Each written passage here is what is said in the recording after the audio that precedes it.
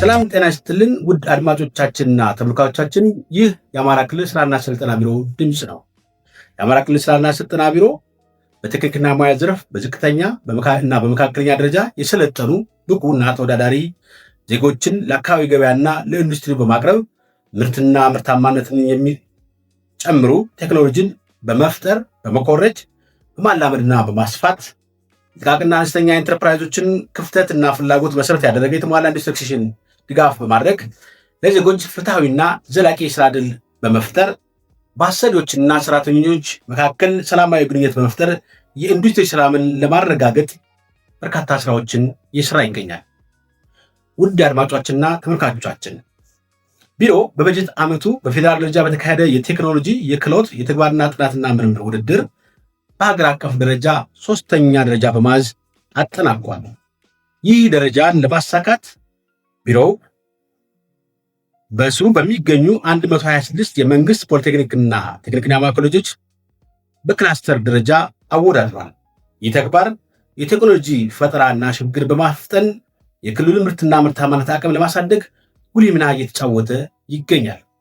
እነዚህ ኮሌጆች ከመደበኛ የክህሎት ስልጠና ባሻገር ለአካባቢ ኢንተርፕራይዞች ማህበረሰብ የኢንዱስትሪያላይዜሽን ድጋፍ የሚሰጡ ማዕከላት በመሆን ያገለግላሉ። የክልሉን የልማት ቅድሚያ በሚሰጣቸው ዘርፎች ላይ ትኩረትም አድርገው እየሰሩ ይገኛሉ። ቴክኖሎጂዎቹ የሴት ሰንሰለትን ወይም ደግሞ ቫሊዩ ቼንን ጥናት መሰረት በማድረግ የአካባቢ ችግሮችን የሚፈቱ የማህበረሰቡና የኢንዱስትሪዎችን የማሸጋገር የሚችሉ ናቸው። በሀገር አቀፍ ደረጃ በተካሄደው የቴክኖሎጂ ጥናትና ምርምር ውድድር ለኢትዮጵያ በሚል በተካሄደው ውድድር የተገኙ ውጤቶች የክልሉን እምቅ አቅም ቁልጭ አድርገውም የሚያሳዩ ናቸው። በዚህ ውድድር በግብርና፣ በማኑፋክቸሪንግ፣ በኮንስትራክሽን እና በአገልግሎት ዘርፎች በርካታ ችግር ፈች ቴክኖሎጂዎችን በማቅረብ የክልሉን ምርትና ምርታማነት ለማሳደግ የሚችሉ ቴክኖሎጂዎች ተገኝተዋል።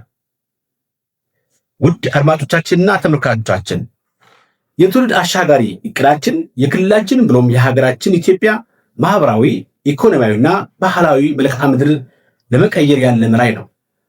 ይህ ቁጭት እቅድ በተለይ ወጣቶችን ማብቃት፣ በተለያዩ ዘርፍ ብዙ የኢኮኖሚ እንቅስቃሴ ውስጥ ስራ መፍጠር፣ የትምህርትን ጥራትና ተደራሽነት እንዲሁም አግባብነት ለማሳደግ በዚህም የሀገርን ምርታማነት በከፍተኛ ደረጃ ለማስፋት ያተኮረ ነው።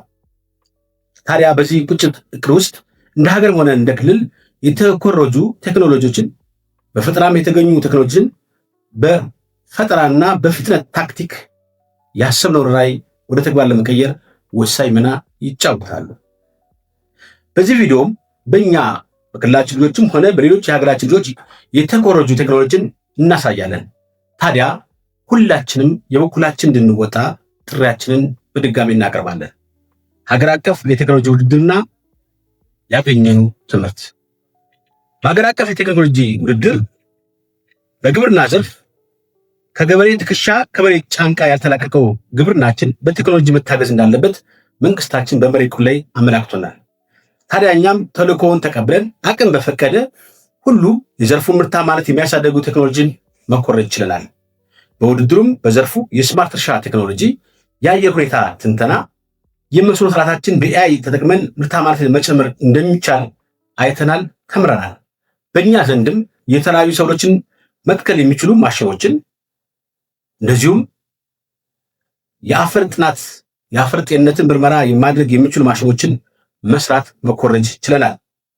ውድ አድማጮቻችንና ተመልካቾቻችን፣ የግብርና ዘርፋችን የድሮን ቴክኖሎጂ በመጠቀም ለሰብል ቁጥጥር፣ ለጸረ ተባይ መድኃኒት መርጨትና ለመከላከል ጥቅም ላይ ሲውልም ተሞክሮ አይተናል። የገበያ ትስስርን በተመለከተም በዚሁ ዘርፍ ገበሬው በድካሙ ልክ ተገቢ ዋጋ እንዲያገኝ በዲጂታል መድረኮች አማካኝነት ገበሬዎቹ ከገበያ ጋር ትስስር እንዲያደርጉና ተገቢ ዋጋ እንዲያገኙ ማድረግ ተችሏል። ቴክኖሎጂና የኢንዱስትሪ ዘርፋችን በኢንዱስትሪ ፓርኮች ውስጥ የማምረቻ ሂደቶችን ለማፋጠንና ወጪን ለመቀነስ የሚረዱ ቴክኖሎጂዎችን በቴክኒክና ሙያ ኮሌጆቻችን መስራት መኮረጅ ችለናል።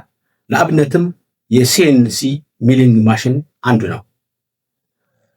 የትምህርት የአቅም ግንባታና የቴክኖሎጂ ትስስር በዚህ የቀውስ ወቅት በከፍተኛ ሁኔታ የተጎዳብን ዘርፍ ቢኖር የትምህርት ዘርፋችን ነው። በርካታ ዜጎች እንዳይማሩ ተደርጓል። ለዚህም ዲጂታል ትምህርት መድረኮች መፍጠርና ማስፋት እንዳለብን ከገጠመ ቀውስ በእጅጉ ትምህርት ወስደናል። በዚህም ኢለርኒንግን ሲስተም የካር ሎኬሽን ትራክ ሲስተምን መኮረጅ ችለናል። ውድ አመራሮችና ባለሙያዎች በኮዲንግ በዳታ ሳይንስ እና በኤአይ ላይ ያተኮሩ ፕሮግራሞችን ወጣቶችን ለቴክኖሎጂ ዘመን ያዘጋጃል። ለዚህም ነው ከክቡር ጠቅላይ ሚኒስትራችን በርካታ ኢኒሼቲቮች መካከል አንዱ የኮሮጅ ስልጠና የሆነው። አሻጋሪ እቅዳችን የፈጠራ ማዕከላትን መገንባትም ይሻል። በዚህም የቴክኖሎጂ ማዕከላትና ኢንኩቤተሮችን ወጣቶች አዲስ መፍትሄዎችን እንዲፈጥሩ የክልላችን መንግስት ከሌሎች መንግስታዊ ያልሆኑ ድርጅቶች ጋር ተልዕኮ ተሰጥቶን እየሰራ እንገኛለን። ይህንንም እናሳካለን። ቴክኖሎጂ፣ ጤናና ቱሪዝም። ቴሌሜዲሲን በገጠርና በከተማ መካከል ያለውን የጤና አገልግሎት ክፍተት ለመቅረፍ ሲረዳ ተመልክተናል። እኛም ትምህርት ወስደናል። የቱሪዝም ዲጂታል ማስታወቅ ስራ በተጨመሩ እውነታዎች እና በምናዊ እውነታዎች ተመርኩዞ የክልላችንና የሀገራችን ኢትዮጵያ ቅርሶች ለዓለም ማስታወቅ እንደሚቻል በነበረው የሀገር አቀፍ የክህሎትና የቴክኖሎጂ ውድድር ላይ ትምህርት የወሰድንበት መድረክ ነው። ስለሆነም ሁላችንም አቅም በፈቀደ ወደ ማስ ፕሮዳክሽን እንድንገባ በድጋሜ ጥሪያችንን እናቀርባለን። የቴክኖሎጂ ላይ ያነገበ አመራር ከቻለ ይፈጥናል፣ ይፈጥናል፣ ካልቻለ ግን አያደናቅፍም። ይህ የአዲሱ ትውልድ አመራር ቴክኖሎጂን የመጠቀም ግልጽ ስትራቴጂ ቀይሷል ብለን እናምናለን። ስለሆነም ለምሳሌ በግብርና ውስጥ የኤአይ ተግባራትን ለማስፋት የክልሉ ግብርና ቢሮ ከቴክኖሎጂ ቢሮ ጋር ከቴክኒክና ሙያ ኮሌጆች ጋር በቅርበት መስራት ይኖርብናል ብለን እናምናለን። ሌሎችንም እንዲሁ የ25 ዓመት የትውልድ አሻጋሪ እቅድ የኢትዮጵያ ወደፊት ህልም ይወክላል። በእናንተ ቁርጠኝነትና ራዕይ የተመረጡ ቴክኖሎጂን ወደ ማስ ፕሮዳክሽን በማግባት ክልላችን እና ኢትዮጵያን ወደ ብልጽግና እናመራለን። እጅግ አድርገን እናመሰግናለን።